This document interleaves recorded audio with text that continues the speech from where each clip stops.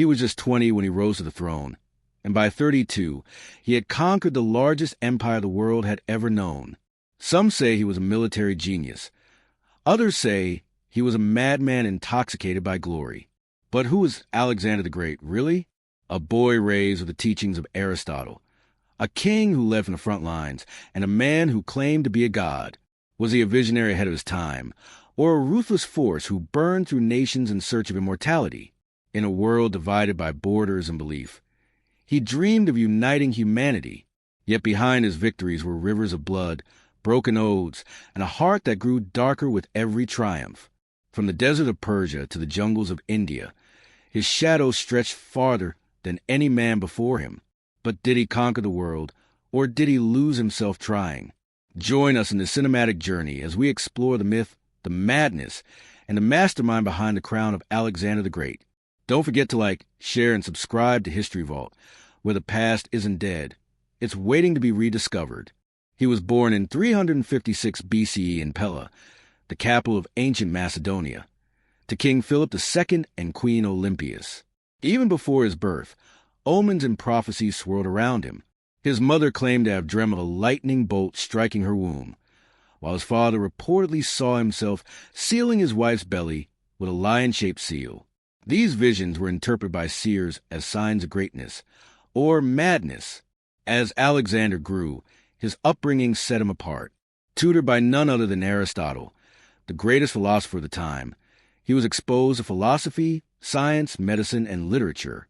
But beyond books, he was trained in warfare, diplomacy, and leadership. From a young age, Alexander was told he was destined to rule not just Macedonia, but the known world. At just 12 years old, he tamed Bucephalus, a wild horse no man could control. His ability to read the horse's fear, rather than force it into submission, was seen as a metaphor for his future rule, an empire conquered not just through brute strength, but through understanding, persuasion, and timing. His father, Philip, once reportedly said, "Macedonia is too small for you, my son. Seek a kingdom worthy of you." But their relationship was complex. As Philip expanded his kingdom and prepared to launch a campaign against Persia, Alexander was growing impatient, increasingly eager to claim glory for himself. When Philip was assassinated under mysterious circumstances, some suspecting Olympias' involvement, some even Alexander's, he ascended the throne at just 20. Almost immediately, Alexander demonstrated brilliance in command.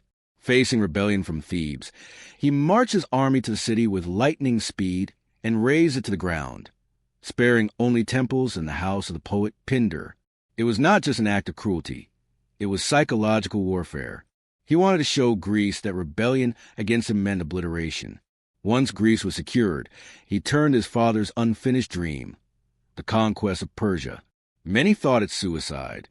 The Persian Empire was a giant compared to Macedonia.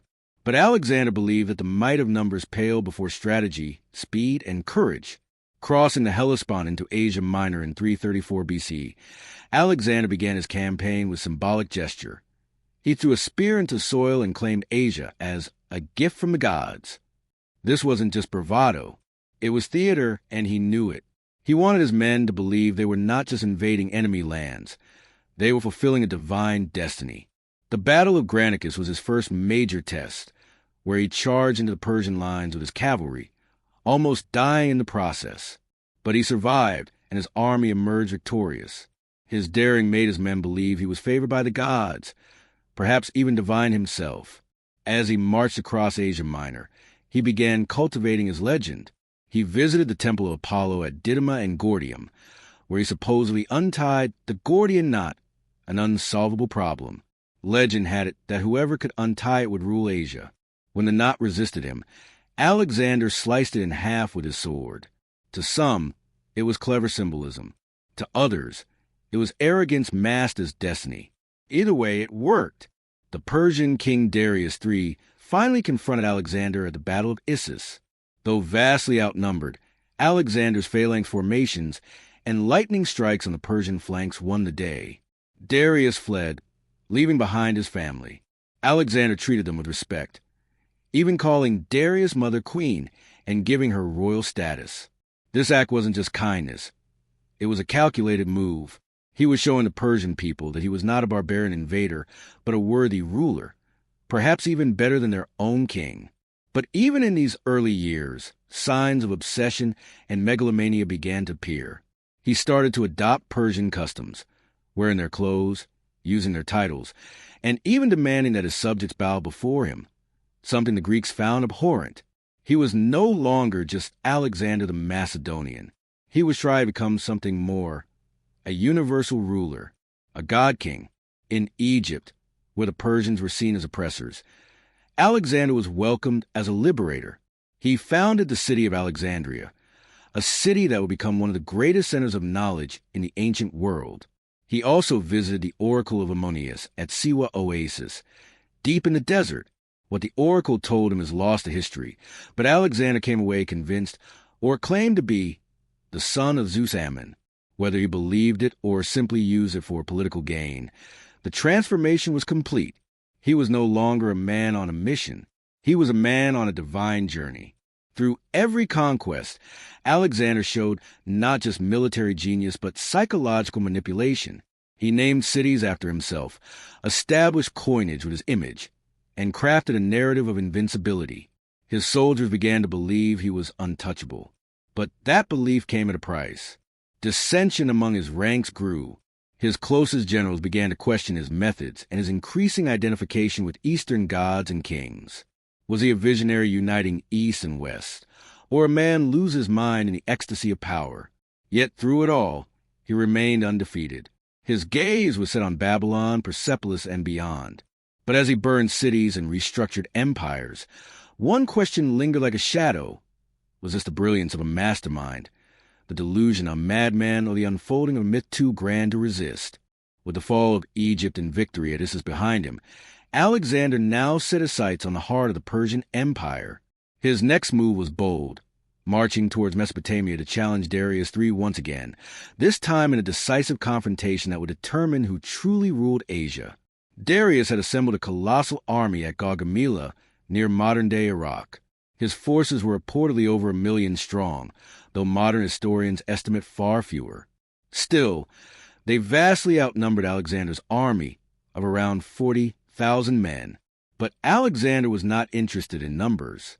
He believed in maneuver, in precision, and in breaking the enemy's spirit before breaking their lines. On the eve of battle, Darius offered peace. He promised Alexander vast wealth and even his daughter's hand in marriage in exchange for ceasing his advance. Alexander rejected the offer. His ambition was no longer material. It was imperial. He wanted nothing short of complete domination. The Battle of Gaugamela in 331 BCE was one of the most brilliant military engagements in history. Alexander used a combination of feints and flanking maneuvers to break the Persian line. In the heat of battle, he personally led the charge toward Darius, forcing the Persian king to flee once more. This time, his escape sealed his fate. His legitimacy crumbled. Many Persian nobles began to see Alexander not as an invader, but as their new ruler. With the fall of Babylon, Susa, and eventually Persepolis, the ceremonial capital of Persia, Alexander stood as master of the greatest empire the world had ever known. But victory did not bring peace. At Persepolis, in a drunken celebration, Alexander ordered, or perhaps allowed, his men to burn the royal palace. Some say it was an accident. Others argue it was retribution for the Persian burning of Athens a century earlier. Still others believe Alexander deliberately destroyed the city to signal the end of the old order and the beginning of a new one, his own. As he stood in the ashes of Persepolis, Alexander was no longer mere conqueror. He was now an emperor shaping a new world order. But power has a way of exposing the cracks in a man's soul. His inner circle began to suffer. Paranoia, ambition, and distrust began to poison his relationships. His once loyal friend and general Parmenion was executed under suspicion of treason. His childhood companion Clitus, who had once saved Alexander's life in battle, was murdered by Alexander himself during a drunken rage. The murder shocked even his closest allies. For the first time, they saw not just a visionary, but a man consumed by his own myth. At the same time, Alexander's efforts to unite Greek and Persian cultures intensified. He began encouraging intermarriage between his soldiers and Persian women. He married Roxana, a noble woman from Bactria. To the Greeks, this was treason against Hellenic purity. To Alexander, it was strategy, an attempt to forge a blended empire not ruled by force alone, but through integration. He began training Persians in Macedonian warfare. He dressed in Persian robes, adopted Persian customs, and insisted on being treated with divine reverence. He was no longer simply Alexander of Macedon. He was becoming something else entirely. The cracks widened. Discontent grew.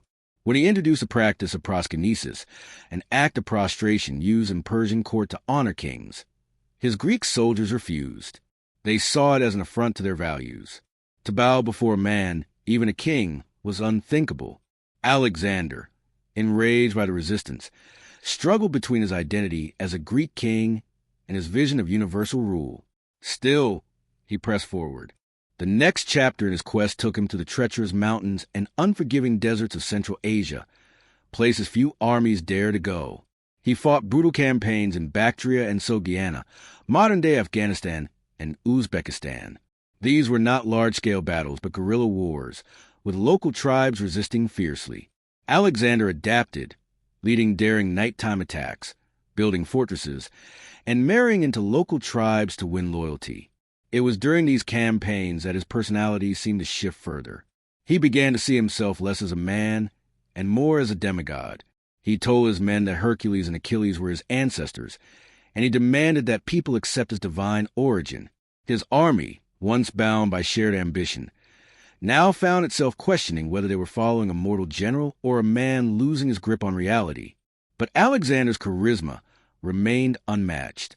He could inspire loyalty even in the face of exhaustion and doubt. When his men refused to march farther into the brutal terrain of India, he stood before them not as a tyrant, but as one of their own.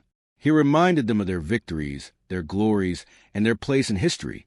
The army relented, for a while. In India, Alexander faced perhaps his most formidable enemy yet, King Porus of the Punjab. At the Battle of the Hydaspes River in 326 BC, Porus brought war elephants to the battlefield, massive, towering beasts unlike anything the Macedonians had faced before.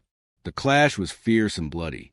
Alexander used deception, crossing the river under cover of night to surprise Porus. The elephants caused chaos, but Alexander's troops adapted, eventually securing victory. But instead of punishing Porus, Alexander was impressed by his bravery and made him a regional governor. This decision wasn't just noble, it was tactical.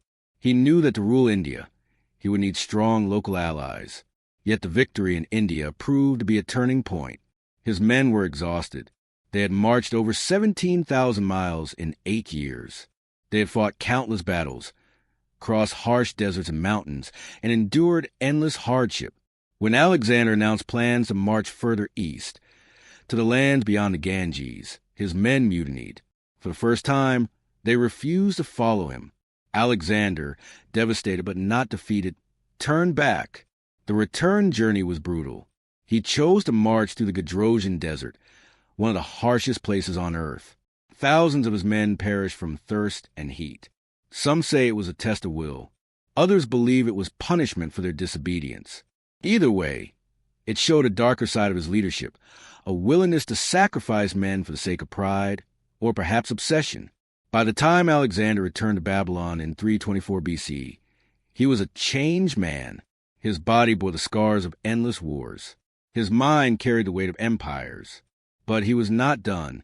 He began planning new campaigns toward Arabia, perhaps even westward to Rome. He envisioned a global empire ruled from a multicultural center, with himself as a divine king. But fate had other plans. In June 323 BC, at just 32 years old, Alexander fell ill after a banquet and died days later. The cause remains a mystery. Malaria, typhoid, poison? No one truly knows. What is known is that with his death, the empire he built began to fracture. His generals fought among themselves for control. The vision of a unified world under one ruler vanished. Yet Alexander's name endured, not just as a conqueror, but as a symbol, a man who defied limits, who dared to believe he could be more than mortal. In the wake of Alexander's death, the world stood stunned. How could man so powerful, so seemingly invincible, fall so suddenly? Whispers of conspiracy spread like wildfire through the empire. Some claimed he was poisoned, perhaps by one of his own generals, maybe even his closest allies. Others said the gods had finally punished his hubris. And there were those who believed he simply succumbed to exhaustion and disease, the toll of a life lived at the edge of human endurance. What remained certain is that his death left a power vacuum no man could fill. Alexander had left no clear successor. His only legitimate heir, Alexander IV, was yet unborn in the womb of Roxana. His generals, known as the Diadochi, immediately began maneuvering for control, plunging the empire into chaos. The unity he fought for unraveled within months. The territories were carved up like spoils, with Ptolemy taking Egypt, Seleucus seizing Persia and Mesopotamia, and Antigonus aiming for Asia Minor. This division marked the beginning of the Hellenistic Age, an era where Greek culture spread across the Middle East and Central Asia, not by conquest, but by legacy. Despite the disintegration of his empire, Alexander's legend only grew. Stories of his bravery, brilliance, and brutality were passed down through generations. He became a figure of myth. In Persia, he was both reviled and admired. In India, he was remembered as the fair-skinned warrior who fought like a lion and honored his enemies. In Egypt, he was immortalized as a pharaoh and son of the gods. And in the West, he was idolized by Roman emperors who tried to emulate his conquests and charisma. But the deeper question still lingered. Who truly was Alexander? Was he simply a product of his time, a brilliant general born into a warrior culture? Or did he possess a mind that operated on an entirely different level, seeing strategies, alliances, and outcomes others could not fathom? To understand that, one must look not just at what he did, but how he thought. Alexander was a man of paradox. He was a ruthless conqueror, but also a dreamer who believed in a universal brotherhood of mankind. He slaughtered cities, yet founded more than 20 of them, many of which became centers of art, learning, and commerce. He embraced foreign cultures, not to mock them, but to merge them into something greater. His military genius was undeniable. He never lost a battle in 12 years of constant warfare. But his real brilliance may have been psychological. He didn't just defeat enemies. He made them believe resistance was useless. He turned rivals into allies and rebels into loyal followers. His charisma was magnetic. His soldiers followed him not just out of duty, but out of devotion. They believed he was protected by the gods, perhaps even divine himself. This belief gave his army a psychological edge, one that demoralized opponents before the first sword was drawn. Alexander understood the power of image. He curated it carefully. Whether through golden armor gleaming in the sun, his dramatic speeches before battle, or his calculated acts of mercy and terror, he built not just an empire, but a persona. But that persona came at a cost. The deeper he went into Asia, the more detached he became from his roots. His Greek and Macedonian advisors began to feel alienated. They saw him transforming, adopting Persian customs, demanding worship, and ruling not as a first among equals, but as a living god. Some scholars argue this was madness, narcissism fed by absolute power. Others believe it was strategic, a way to secure loyalty from the diverse cultures within his empire. Perhaps it was both. Even his spiritual beliefs evolved. Alexander was raised to believe in the Greek pantheon. Yet as he conquered new lands, he began incorporating their gods into his worldview. In Egypt, he claimed divine status through the oracle of Ammonius. In Babylon, he made sacrifices to local deities. Some say he genuinely believed he was the son of Zeus, chosen to rule all men. Others suggest he simply used religion as a tool to unify a fractured world. Either way, his faith, real or feigned, played a central role in his politics. Then there was his relationship with death. From the moment he crossed into Asia, he was constantly courting it. He led charges personally, fought in the front lines, and took risks no ruler would dare. At Granicus, an axe nearly killed him. At Multan in India, an arrow pierced his lungs. Yet each time he survived, it deepened the myth of his invincibility. But it also suggested something darker, that Alexander was not just fearless, but perhaps indifferent to life itself. His thirst for conquest wasn't just about territory. It was about defying mortality, about proving that he was more than a man. That obsession can be seen in his treatment of time. He conquered faster than anyone before or since. He marched armies across deserts and mountains, fought in monsoons and heat waves, refusing to slow down. Even in his final days in Babylon, he was planning new campaigns to Arabia, the Mediterranean, maybe even Carthage and Rome. He didn't stop because he couldn't. His pace was not that of mortal king, but a man racing against the limits of flesh and bone. Some historians believe this intensity bordered on madness. His insomnia, erratic behavior, sudden fits of rage, and delusions of divinity suggest a man on the edge.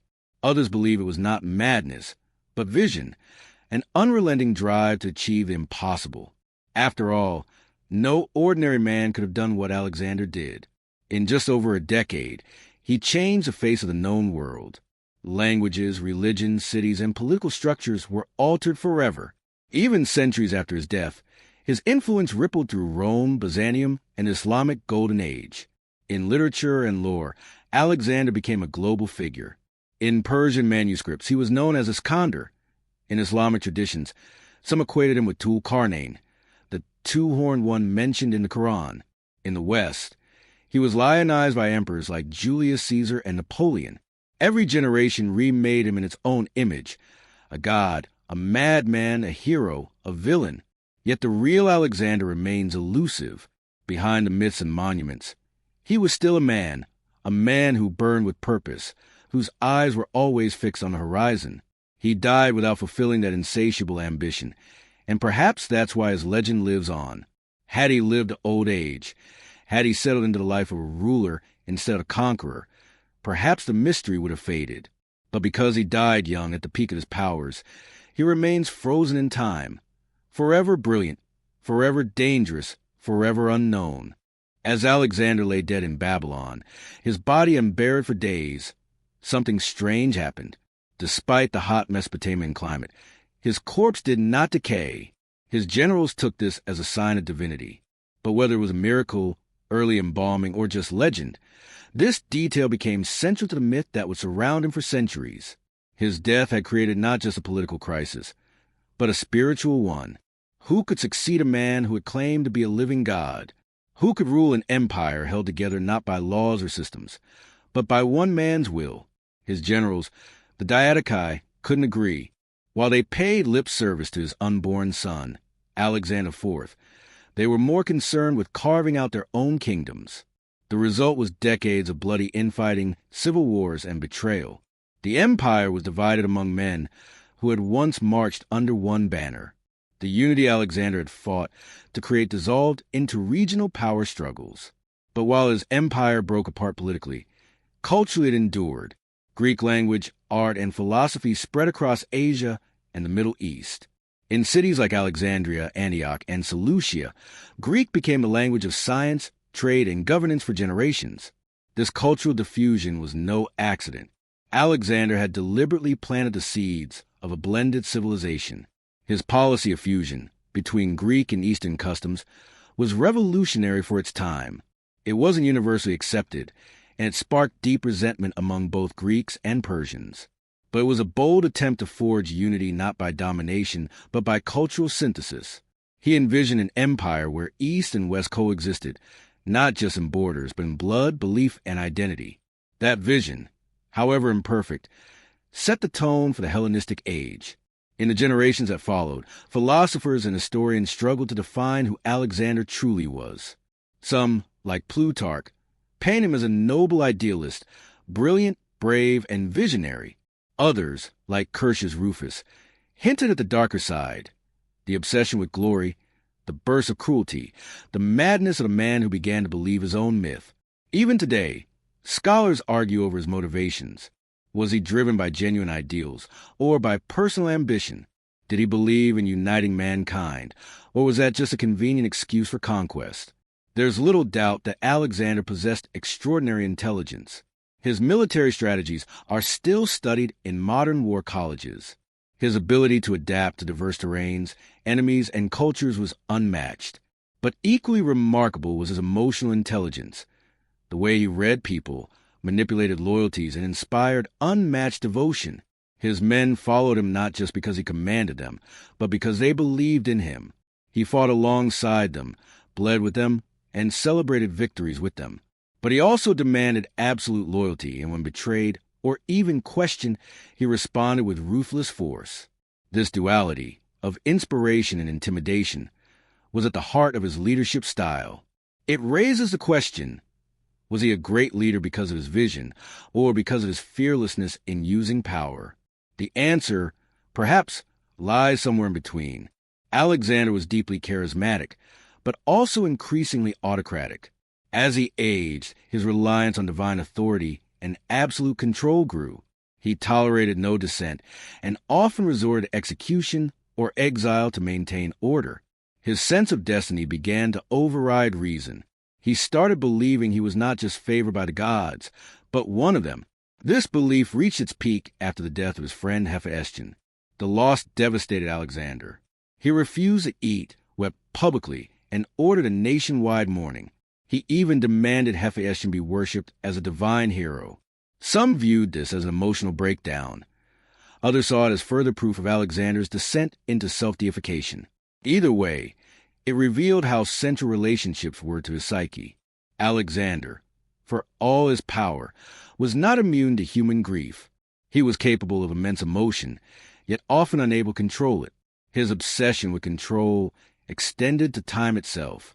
He kept pushing eastward not because he needed more land, but because he feared what would happen if he stopped. Stopping meant ruling, organizing, and compromising, things he had little interest in. His genius was a momentum. The moment he paused, the weight of the empire and its contradictions began to collapse inward. That's perhaps why he kept planning new conquests, even as his body grew weaker and his generals wearier. Another layer of complexity lies in how different civilizations remembered him. In the Islamic world, Alexander, known as Dhu al-Qarnayn, appears in the Quran as a righteous ruler who journeyed to the end of the earth and built a wall to contain Gog and Magog. Though scholars debate whether this figure is truly Alexander, the association speaks volumes about his reach across religious and cultural boundaries. In medieval Europe, he was a hero of romances and legends, portrayed as a knight-errant who encountered magical beasts and mystical lands. In Asia, especially in Persian literature, he became the two-faced conqueror, both the bringer of chaos and the bringer of enlightenment. What other figure in history has been worshipped as a god, vilified as a tyrant, and romanticized as a hero all at once? This multifaceted legacy is what makes Alexander so difficult to pin down. He transcended geography, time, and ideology. Every civilization that encountered his story shaped it to fit its own values and fears. The Greeks emphasized his military genius. The Persians remembered his destruction. The Egyptians elevated him to divine status. And modern historians still debate whether he was a unifier or a destroyer. But one thing is clear, Alexander changed the world. Not just by redrawing maps, but by transforming how empires could be imagined. Before him, conquest was often followed by occupation and suppression. After him, rulers began to see the value of cultural integration, urban planning, and cross-border identity. Even though his empire didn't survive him, the ideas he set in motion outlived his bloodline by centuries.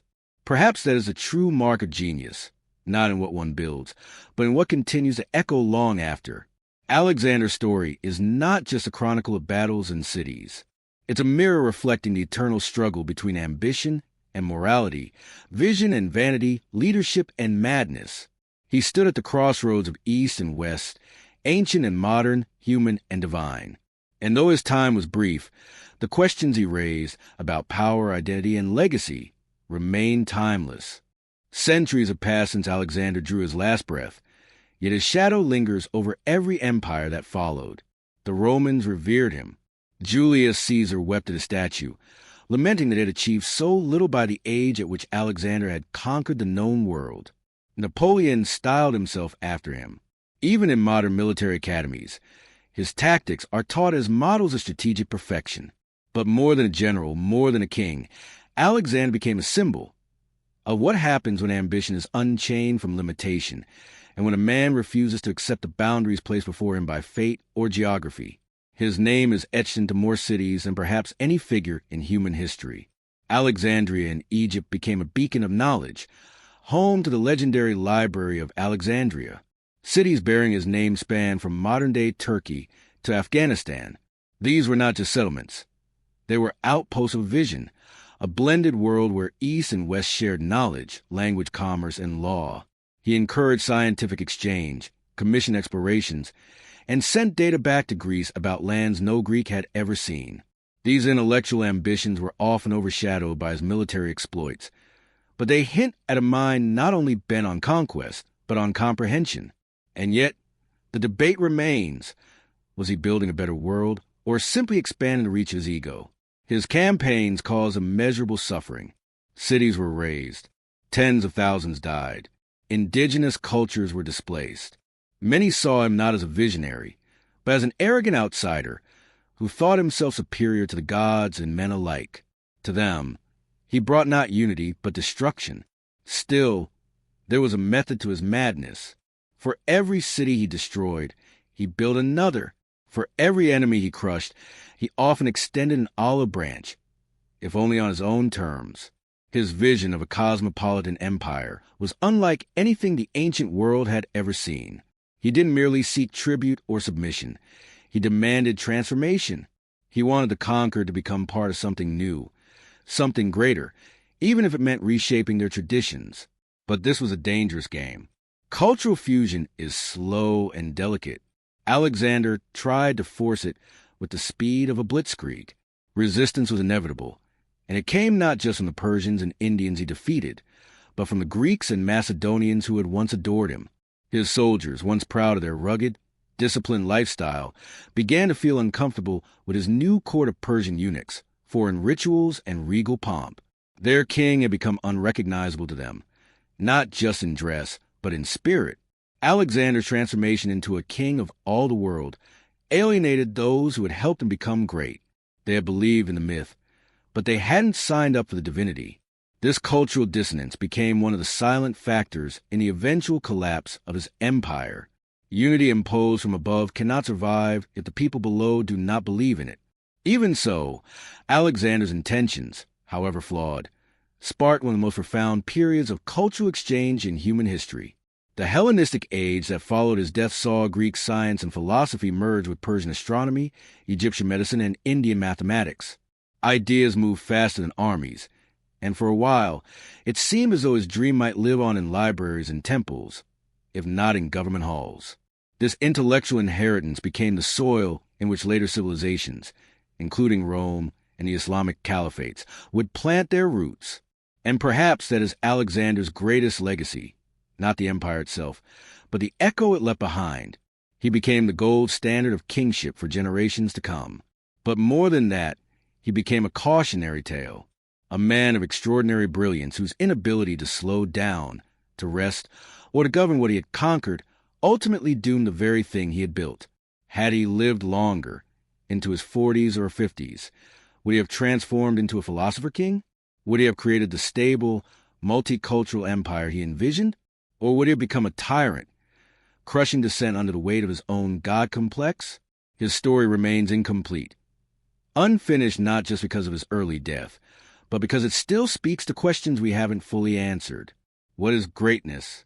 Is it measured by achievement or by wisdom? By how much land a man conquers? Or by how many hearts he wins? Can one man truly unite the world?